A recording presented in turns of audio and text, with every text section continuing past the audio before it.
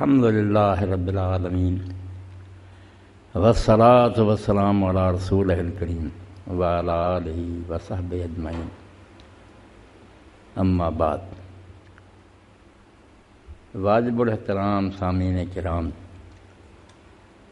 خالد صاحب نے قرآن و سنت کی نشر و اشاعت کا جو ذکر کیا، آپ سب حضرات متعارف ہیں کہ دین میں اس کے لیے اصطلاح تبلیغ کی ہے۔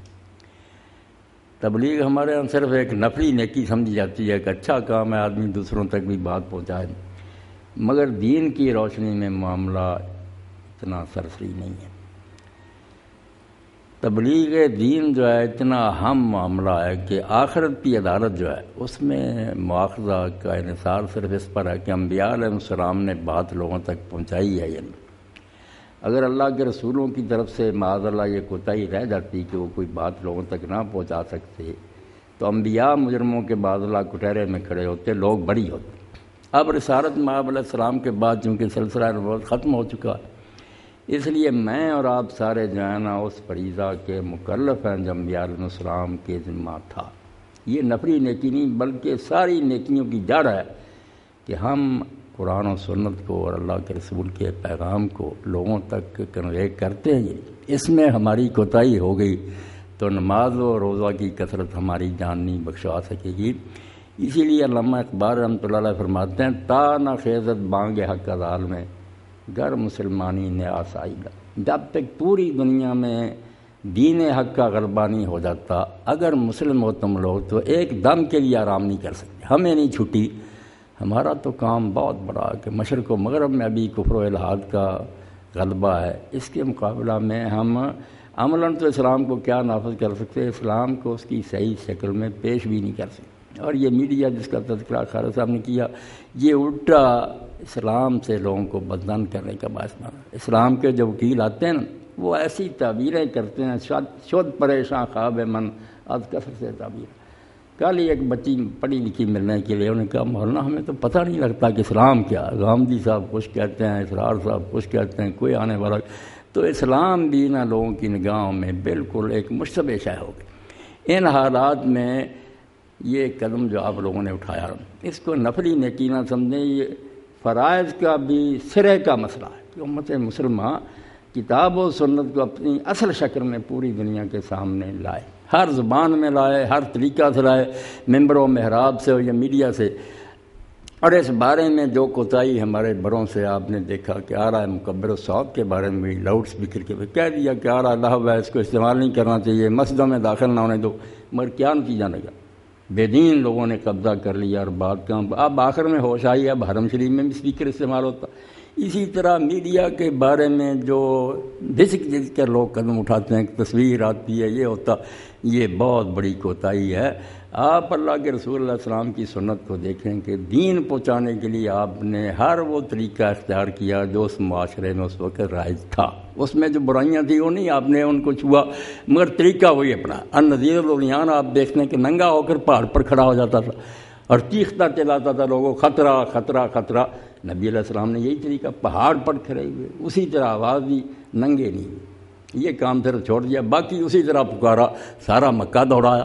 انہوں نے کہا یار پہلے تو لوگ جو تھے نذیر الاعلیان وہ تو معمولی آدمی تھے، اب صادق الامین پکار رہا۔ حضور نے ان کے سامنے بات رکھی۔ اسی طرح ذوالمجاز ہے، اوقاز ہے، مدینہ، یہ سارے میلے تھے، ہر طرح کی باتیں یہ کفار کرتے تھے، رسول اللہ میں بھی شریک ہوئے، وہاں اپنی بات پہنچائی۔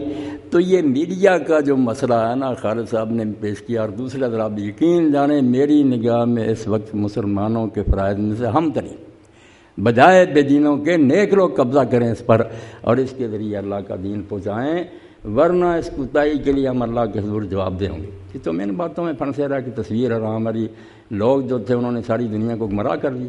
تو اس وقت ان چیزوں میں پوری طرح حصہ لینا چاہیے۔ آپ اگر ترکی کی تاریخ سے واقعی ہے، جدید جو ترکی ہے سیکولر ہو گیا، اب سلطان نے اس وقت چاہا کہ یورپ جو ہے یہ جدید اسلحہ کی وجہ سے چھاتا جا رہا ہے، ترکی مرض بیمار ہو گیا، اس کے لیے ہمیں جدید جو ہے نا اسلحہ خریدنا چاہیے۔ فوج کو جدید طریقے سے مرد علماء نے دقائق ہدایہ نکالی کہ نہیں یہ بدعت ہے، دین میں یہ نئی وردی ٹھیک نہیں۔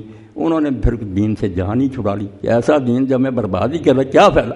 تو اس وقت ایسی باتیں کر کے جس سے دین پیچھے رہ جائے اور بے دین جو ہے وہ غالب آ جائیں، یہ کوئی بات نہیں۔ اور ایک بات جو لوگوں کے سامنے رکاوٹ بنتی ہے کہ یہ بدعت، اب کتنی غلط اصطلاح استعمال ہوتی ہے کہ بدعت کا تعلق صرف ان امور سے ہے جو مقاصد سے تعلق رہا ہے۔ کوئی بات ہی دین میں نہیں کریں تو دین میں بیان ہی نہیں، وہ کہہ کہ میں نے یہ رائج کرنی ہو عبادات سے متعلق، وہ بدعت۔ وسائل میں بدعت کا کوئی دخل نہیں۔ وسائل جو ہے نا کہ مکہ جانا مقصد ہے، وہ ہمیشہ سے حج ایک ہی، مگر اس کے لیے پیدل جاتے تھے، اونٹوں پر جاتے تھے، بسوں میں جائیں، ہوائی جہازوں میں، دین کو اس سے کیا تعلق؟ مقاصد میں ہم نہیں کوئی نئی بات اضافہ کر رہے، وسائل تو نئے سے نئے پیدا ہوں۔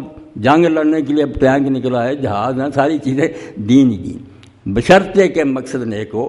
اس لیے اگر یہ مقصد ہی آپ کے پیش نظر ہے تو آپ کے جذبات مبارک ہیں، اللہ اس میں آپ کو مزید توفیق دے کہ دین کو پہنچانے کے لیے آپ ساری کوششیں اپنی صرف کریں، تحریر کے ذریعہ ہو، تقریروں کے ذریعہ ہو، میڈیا کے ذریعہ ہو، یہ ذریعہ تو بہت اہمیت اختیار کریں، اس سے پیچھے نہیں ہٹنا چاہیے۔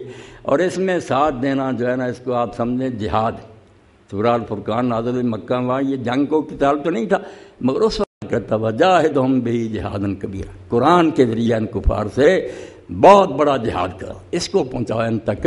اس لیے دین اثر شکل میں ہم لوگوں تک پہنچائیں اور اس کو ان کو سکھا دیں، بہت بڑا جہاد۔ اور باقی جہاد نا قتال وغیرہ اور سارے وہ پھر اس سے ہی پھوٹتے ہیں، پہلے دین کی سمجھ ہوگی تو پھر یہ نا، ورنہ سارے کام غلط ہو جائیں گے۔ اس لیے یہ کام جو آپ نے شروع کیا دین کی روشنی میں معمولی بات نہیں۔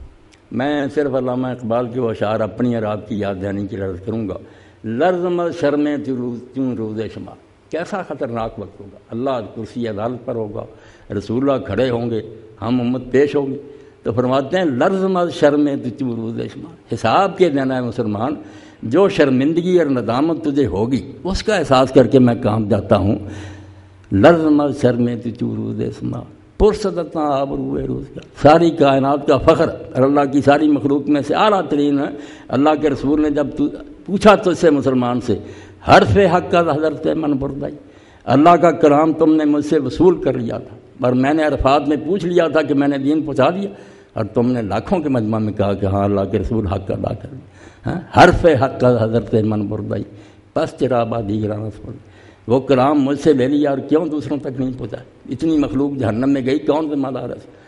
تم اگر یہ کام کرتے تو اتنے ان میں سے کتنے نجات پا جائے۔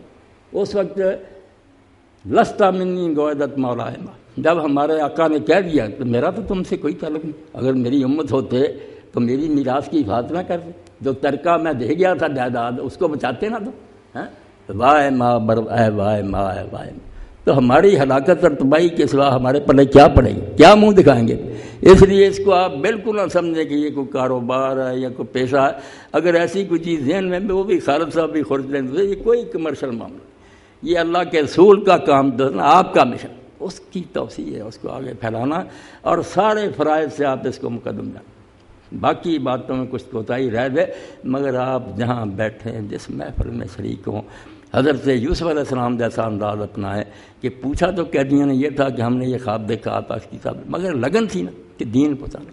آپ نے کیسے بات کو اس طرح موڑ لیا کہ بھائی میں بات آپ کو بتا دوں گا خواب کی تعبیر کھانا آنے سے پہلے، مگر یہ علم تمہیں پتہ مجھے کس نے سکھایا؟ اللہ کی طرف لے گا، اپنے آباء و اجداد کا تعارف کرایا کہ میرے باپ دادے کیسے پیغمبر گزرے، توحید کا آواز کیا۔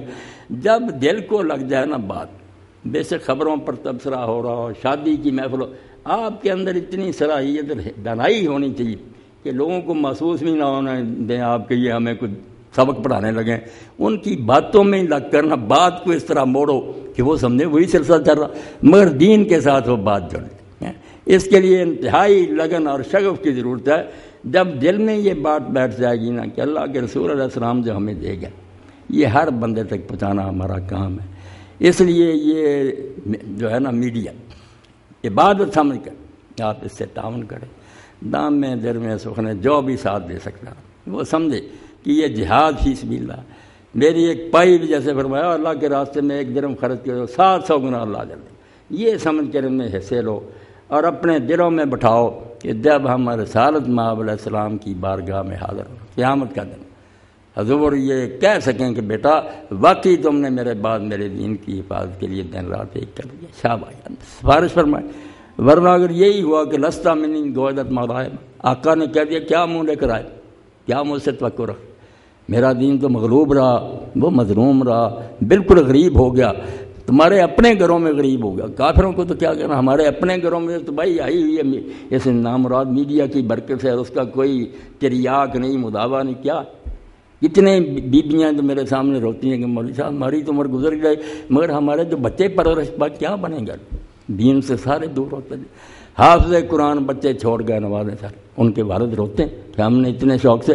تو اس سیلاب کا توڑ کرنے کے لیے جو کوشش آپ کر سکیں، تھوڑا سا بند زبان سے، اللہ نہیں دیکھے گا کہ تم نے کیا کیا، جتنا بس میں تھا اس میں کوتاہی نہ کریں، کوئی چیز نہ سوچیں۔ کئی بڑے بڑے لوگ تصویر کے بارے میں نے فوت ہو گیا مولانا عبدالرحمٰن حاج صاحب، میں نے کہا یار صحیح بخاری میں دیکھیں رسول اللہ نے کیا نہیں دیا اللہ رقمن کی صاحب۔ اب مودودی صاحب بھی کہتے ہیں یہ شاذ روایت، بھائی شاذ کیوں ہے، تشریح ہے کہ تصویریں حرام ہیں مگر کپڑے میں بنی ہوئی تصویریں حرام نہیں ہیں جانداروں کی۔ حضور تو صاف کہہ رہے ہیں، اللہ کے رسول کے گھر میں تبوک سے لوٹتے ہوئے جب آپ نے دیکھا کہ ہوا سے کپڑا ہٹ گیا، گھوڑا کھڑا تھا پروں والا، اما عائشہ آپ نے فرمایا عائشہ یہ کیا، انہوں نے کہا رسول اللہ گھوڑا، فرمایا گھوڑوں کے پر ہوتے ہیں کیا، حضرت سلیمان علیہ السلام کے گھوڑوں کے پر نہیں، حضور مسکرائے۔ تو جو تصویریں شرک کے لیے کہ کوئی اپنے بزرگوں کی رکھتے ہیں دکانوں مکانوں میں کہ برکت ہوتی، وہ غلط بات، اور یعنی اور بے حیائی والی بات، اور دین کو پھیلانے کے لیے آپ جو کریں گے مطمئن کریں ہو کر کریں، نہ یہ بدعت ہے نہ کوئی ناجائز ہے، عین جہاد ہے، ساتھ دیں۔ میری دعا ہے کہ اللہ تعالیٰ اس منصوبہ کو کامیاب کرے، اس میں برکت دے، اور اس چھوٹے سے درخت کو اللہ تعالیٰ تناور بنا دے، اور پوری دنیا میں یہ بات جو نا سارے مسلمانوں کو یہ سمجھ دے دے کہ اس وقت یہ محاذ سنبھال لے گا۔ باقی باتیں بات کی ہیں، پہلے آپ دین کو اثر شکل میں لوگوں کے سامنے لائے تو صحیح، پھر انشاءاللہ بہت سے لوگ یدخلون فی دین اللہ افواجا ہوگا۔ وآخر دعوانا الحمدللہ رب العالمین، وصلی اللہ تعالی علی عبد اللہ ورسولہ خاتم النبیین سیدنا محمد وآلہ وصحبہ اجمعین۔